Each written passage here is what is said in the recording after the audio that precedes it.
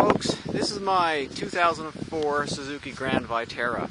This is not a daily driver, it's my plow rig. What that means is that I park it during the spring, summer and fall months only to get it running again come the winter for plowing snow. Now during its off season I do start the vehicle like every 3 weeks and drive it back and forth the driveway to make sure everything is working right. 3 weeks ago, before we had this snow, she was running fine. Now this is what happens. Put the key in the ignition, turn ahead. Okay, all the lights come on, beeping. When I go to start, I get a clicking down there and nothing happening up here. I did check the battery and I charged it up, and then I even hooked it up to my Jeep to boost it. And still with my Jeep running and this one hooked up, nothing would happen. I'd still get this. Nothing happening. No start. So when I looked at forums, they were saying it could be three things. The engine could be seized, could be a fuse, or it could be the starting motor.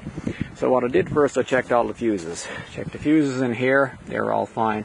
There's a fuse right there, that's fine. And there's a bunch of fuses inside the cab, up where your right foot sits, up underneath the dash. I checked all them, they're fine. Next was a check to see if she was seized. Now, I didn't really think that would be possible, but down there's a crank, and it's like a 22mm socket. You put it on over the crank bolt, and you're supposed to be able to get a bar or something on it to turn it. No way that can happen because of the shroud here and the shroud down below. There's absolutely no room. So I said, okay, it's probably not that. So next, I went to look at the starting motor. Found the starting motor. It's all the ways down there. Like, this is a shroud for the this is a 6-cylinder. This is a shroud for the manifold. Down underneath here, way down here, is the starting motor and solenoid. As you can see, there's no room to get at it from up here. Straight underneath, there's a cross member, so you can't get at it. The only way to get at it is to take off the wheel. The only way to look at it is to take off the wheel, and you can look at it in through this crack right in there. See if we can get in. So right in there you can see the solenoid and the starting motor. I don't know how mechanics get at it, but they do.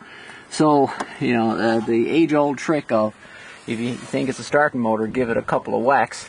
Well, I got this burr. This is my braking burr.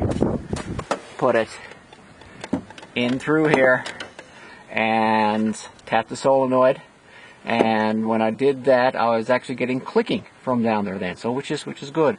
So then I wailed on the back and forth with this bar on the starting motor, front and back, and I tried to still getting clicking, and finally I got this to happen.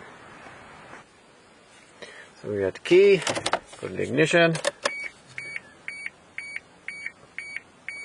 fuel pump on, all the lights are on. And she starts. Excellent. So there you have it. I had the starting motor problem after all, and a few whacks of a breaker bar, and it fixed it.